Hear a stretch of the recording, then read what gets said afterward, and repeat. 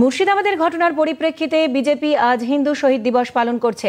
বিধানসভা ভবনের বাইরে বিরোধী দলনেতা শুভেন্দু অধিকারীর নেতৃত্বে বিজেপি বিধায়করা শামশেরগঞ্জ এবং জাফরাবাদের ঘটনা পোস্টারে তুলে ধরে স্লোগান দেন। শহীদ বেদিতে মালা দেওয়া হয়। শুভেন্দু অধিকারী বিভেদ ভুলে হিন্দু ঐক্যের দাবি জানান।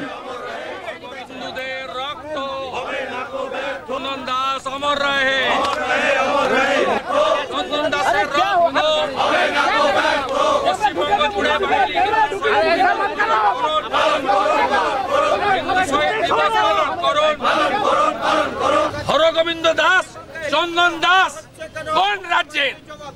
আপনার মেহবুব আলম, আপনার ধুলিয়ানের চেয়ারম্যান, আপনার শামশেরগঞ্জের এমএলএ, আপনার ফরাক্কার এমএলএ দাদা, এরাই এই খুনের নায়ক। প্রধান অভিযুক্ত মমতা ব্যানার্জি। গোটা রাজ্যের মানুষকে বলবো, হিন্দুদের